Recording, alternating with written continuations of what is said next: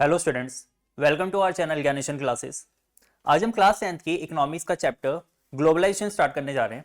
सो आइए स्टार्ट करते हैं chapter globalisation and the Indian economy, class 10th। So सबसे पहले हम ये समझेंगे कि ग्लोबलाइजेशन का मतलब क्या है। So globalisation is the process of integrating the world's economies and the societies. मतलब वर्ल्ड की जितने भी इकोनॉमी और जो सोसाइटी है उनका एक साथ आना, ये ग्लोबलाइजेशन कहलाता है। और बेसिक टर्म में अगर मैं आपको समझाऊं तो flow of money, flow of commodity, flow of people, flow of ideas, ये सब हमारा ग्लोबलाइजेशन कहलाता है। जहां पे आप ये देखते हैं कि वर्ल्ड की अलग अलग चीजें अब एक साथ कनेक्ट हो रही है, okay, with the help of technology. जिसमें हम देखते हैं कि इकोनॉमी का फ्लो हो रहा है, लोगों का फ्लो, लोग एक प्लेस से दूसरी प्लेस जा रहे हैं। कमोडिटीज का फ्लो हो रहा है।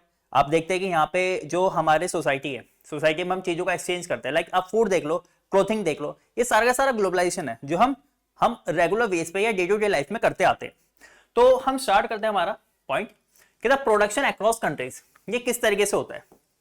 तो सबसे पहले हम यहाँ पे ये देखेंगे कि मल्टीनेशनल कॉर्पोरेशन, जिसको हम एमएनसीज कहते हैं, इनका क्या रोल होता है।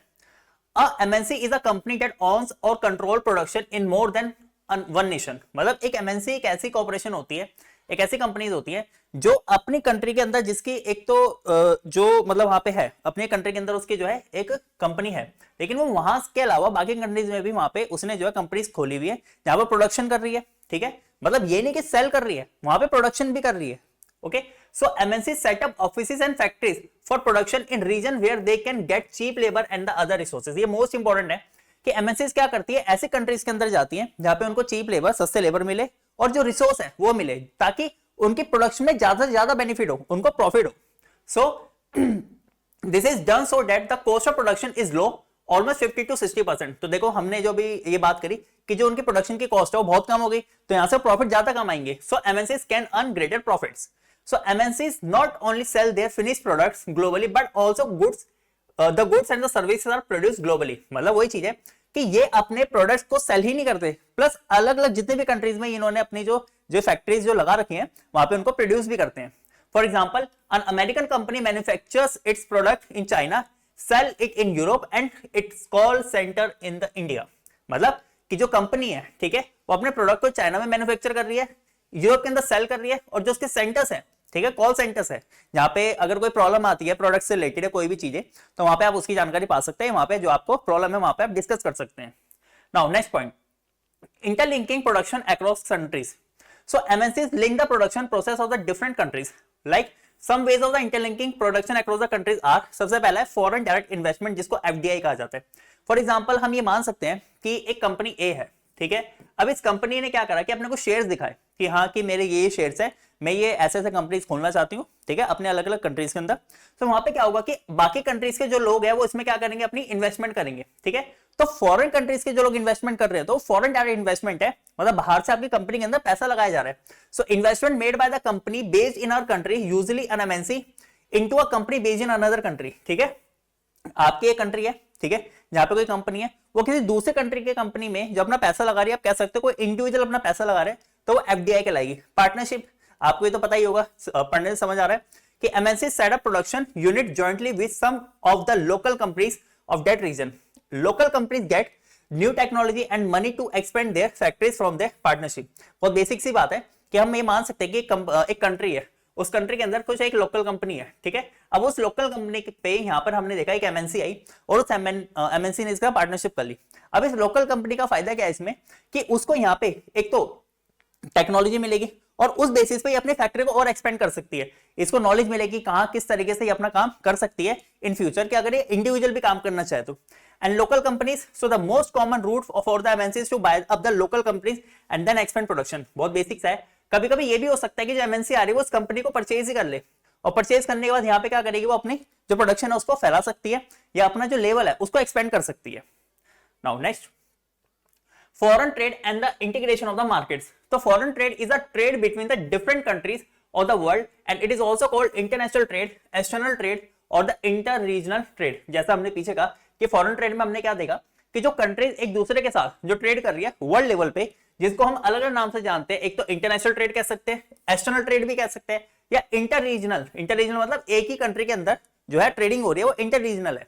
Okay, now foreign trade helps in the integration of the markets as, अब ये कैसे जो हमारी मार्केट एक दूसरे के साथ मिलती है फॉरेन ट्रेड के वजह से, तो पहला it facilitates movement of the goods and services between the countries, मतलब कंट्रीज के अंदर जितने भी हमारे गुड्स एंड सर्विसेज है, ठीक है, उसका आना जाना, आप उस सर्विस को यूज कर सकते हो, आप गुड को यूज कर सकते हो, आप सामान को जो यूटिलाइज कर सकते हो। It facilitates movement of the people, ideas and the technology, सबसे पहले मैंने आपको ये समझा था कि लोगों का आना जाना, आप एक कंट्री से दूसरी कंट्री में जा रहे हो तो flow of people, flow of ideas, आपके आइडियाज जा रहे हैं। फॉर एग्जांपल आपने बुद्धिज्म के बारे में सुना है, जब बुद्धिज्म एक प्लेस से दूसरी प्लेस पे गया, ऐसे हम देखते हैं कि एक रिलीजन है जो एक प्लेस से दूसरी प्लेस पे जाता है। सेम ऐसा फूड है, जैसे आप अपनी इंडिया की बात करते हो तो आप साउथ इंडियन फूड आप कंज्यूम करते हो कहाँ पे, नॉर्थ इंडिया में, ऐसे आप एक जगह पे रह के बाकी फूड जो है यूज करते हो, या आप कह सकते हो कंज्यूम करते हो, तो वो भी क्या है आपके ग्लोबलाइजेशन ही है। और टेक्नोलॉजी का तो ग्लोबलाइजेशन होना जरूरी है, क्योंकि इसके बिना आज के टाइम पे कभी भी लाइफ पॉसिबल नहीं है।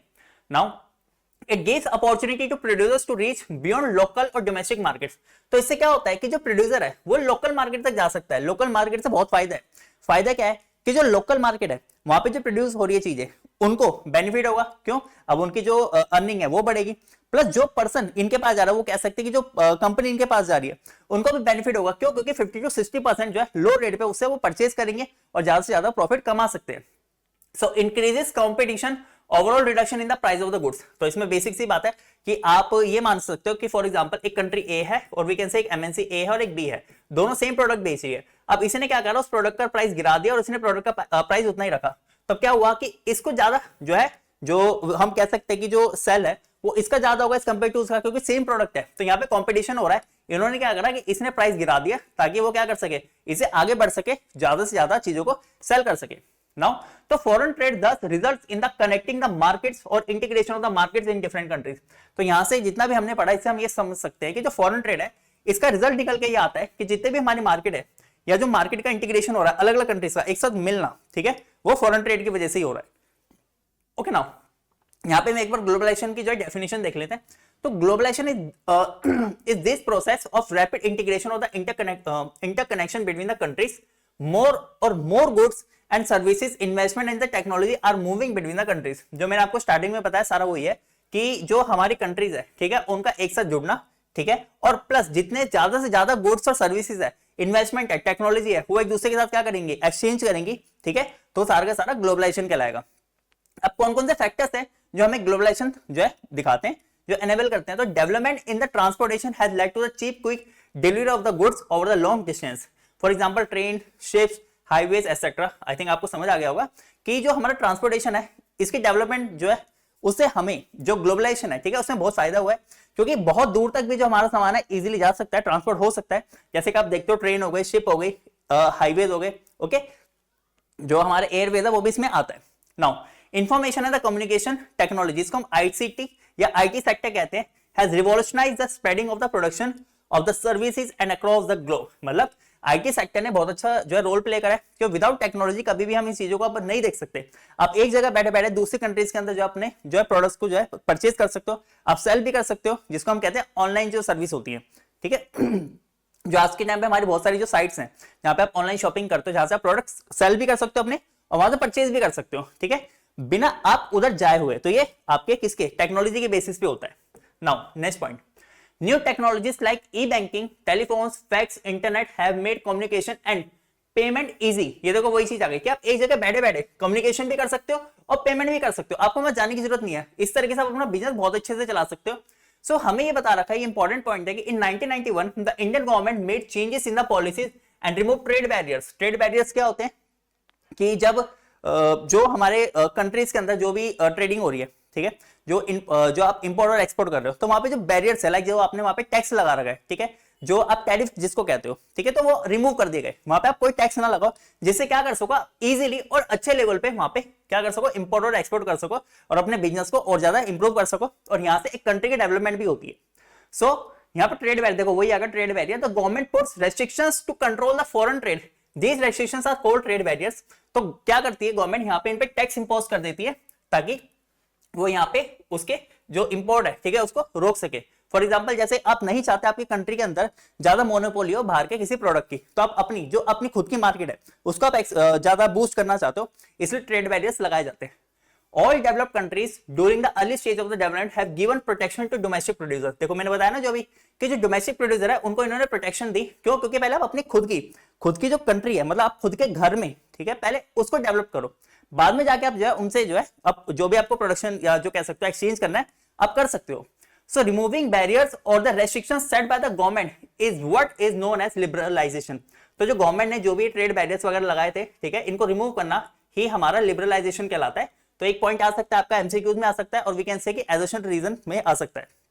So the government imposes much less restrictions than before and is therefore said to be more liberal।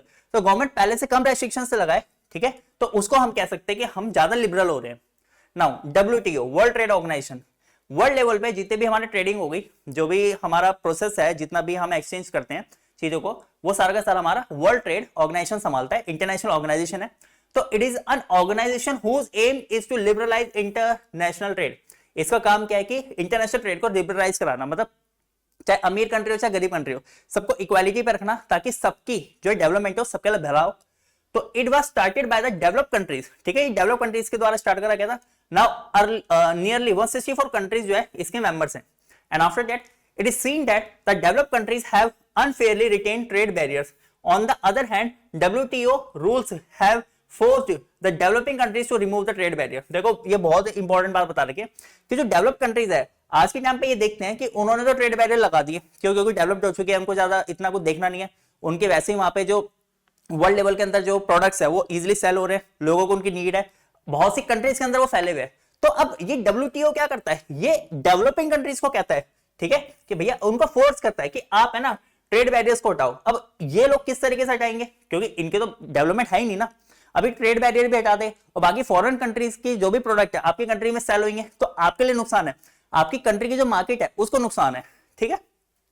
आगे now impact of the globalisation in India. अब इंडिया के ऊपर क्या इसका इंपैक्ट पड़ा है, तो पॉजिटिव इंपैक्ट क्या है, MNCs have increased their investment in India over the past 20 years which means investing in India has been beneficial for them.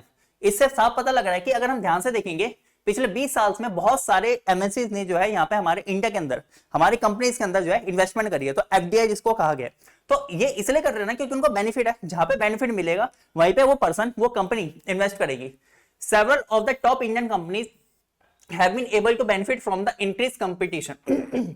और बहुत सारी जो टॉप इंडियन कंपनीज है, ठीक है, उनको बेनिफिट मिल रहा है, क्यों? कंपटीशन बढ़ने से। क्यों? क्योंकि ऑब्वियसली बात है कि उनके प्रोडक्ट जो है वो कहीं ना कहीं बेनिफिट दे रहे हैं, या कह सकते हैं कि उनके प्रोडक्ट जो है बहुत चीप प्राइस पे मिल रहे हैं। Globalisation has enabled some large Indian companies to merge as multinational themselves.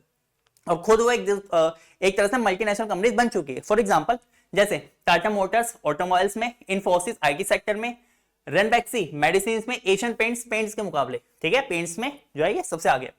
तो globalisation has also created new opportunities for companies providing services particularly those involving IT.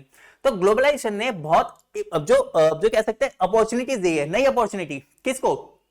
उन कंपनीज को जो सर्विस दे रही है, किसमें दे रही है? मोस्टली आईटी सेक्टर में। और आज के टाइम पे हम देखें तो आईटी सेक्टर का जमाना है और आगे आने वाले टाइम पे जो हमारे टर्शियरी सेक्टर है ये सबसे ऊपर होगा। नाउ अब इसके नेगेटिव इंपैक्ट्स क्या है? तो जो स्मॉल बिजनेस थे हमारे, ठीक है, स्मॉल कंपनी थी, वो अब कंपटीशन फेस कर रही है। तो क्या हुआ, अब या तो वो बहुत डाउन आ गई है या ये भी हुआ है कि वो बंद हो चुकी है। ओके, जैसे एग्जांपल के तौर पे टॉय फैक्ट्रीज जो थी इंडिया के अंदर अब वो बंद हो चुकी है। जो हैंडमेड जो टॉयज है उनका तो कोई नामो निशान ही नहीं है, उनको कोई पूछता तक नहीं है। Labour laws were made flexible to attract foreign investment which was against the employees. Labour laws बहुत फ्लेक्सिबल हो गए, वो जो फॉरेन इन्वेस्टमेंट होते हैं। वैसे तो ये कहा जाता है कि जब एक एमएनसी किसी दूसरी कंट्री में जाती है तो वहां पे अपने लेबर्स नहीं ले जा सकती, वो उसी कंट्री के लोगों को एम्प्लॉयमेंट देगी, वहां ही के लोगों को जो है एज अ लेबर रखेगी, ठीक है। So regional products like the dhoti, matka etcetera are not growing और have been replaced by some other foreign products. ये तो आप सब समझते हो। फॉर एग्जांपल मैं बहुत बेसिक सा एग्जांपल देता हूँ। आज के टाइम पे जैसे आपने देखा है धोती और कुर्ता, ठीक है, धोती कुर्ता। अब लोगों ने क्या करा है कि ये जो हमारा खुद का ट्रेडिशन था धोती, और वेस्टर्न कल्चर है जो हमारी जीन्स है, तो अब जो कुर्ता है, कुर्ते के नीचे जीन्स पहन लिया। अब इन्होंने क्या करा, इसको मर्ज कर लिया। ये भी तो एक टाइप का ग्लोबलाइजेशन ही है ना। तो क्या हुआ, हमने देखा जो ये बेसिक सी चीजें ये कहीं देखने को नहीं मिलती, ठीक है। और आप कह सकते हो इनकी प्रोडक्शन क्या हो गई है, या तो बहुत कम हो गई या हम कह सकते हैं कि खत्म ही हो गई है एकदम से। Okay, so the last point is the struggle for a fair globalisation. तो government must protect the interest of all the people, not just the rich, such as by the making better labor laws and implementing them. देखो government को क्या करना चाहिए, कुछ ऐसे जो है रूल्स एंड रेगुलेशन बनाए जाने चाहिए जो उन लोगों को बेनिफिट दे जो इनसे प्रॉब्लम में आ रहे हैं, ठीक है, जो पीछे जितने भी हमने चीजें पढ़ी, ऐसा ना हो कि जो अमीर है बस उन्हीं को फायदा मिले. Okay, government can support small producers till the time they get strong enough to compete. और गवर्नमेंट को जो स्मॉल प्रोड्यूसर है उनको जो है सपोर्ट करना चाहिए. कब तक, जब तक वो इस लेवल पे नहीं आ जाते कि वो कंपीट कर सके, नहीं तो वो हमेशा वो नीचे रहेंगे, वो कभी भी ग्रो नहीं कर पाएंगे. तो government can use trade barriers in favour of them. तो गवर्नमेंट क्या कर सकती है, ट्रेड बैरियर यहाँ पे यूज कर सकती है, ओके, इनके फेवर में. And government can align with other developing countries to fight against the domination of the developed countries in the WTO. ये मोस्ट इंपॉर्टेंट है. जो गवर्नमेंट है डेवलपिंग कंट्री के साथ क्या कर सकते हैं, अलाइन कर सकती है, मिलकर काम कर सकती है, ताकि जो डेवलप कंट्रीज है, ठीक है, उसका जो इंपैक्ट है, ये जो उसका डोमिनेंस है वो प्रॉपर तरीके से खत्म हो जाए, आपकी कंट्री के ऊपर उसका कोई इंपैक्ट ही ना पड़े. ठीक है, तो ये हमने यहाँ पे देखा है.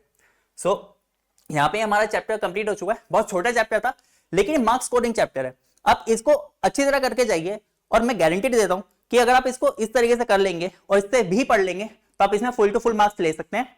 Okay, so bye, have a nice day.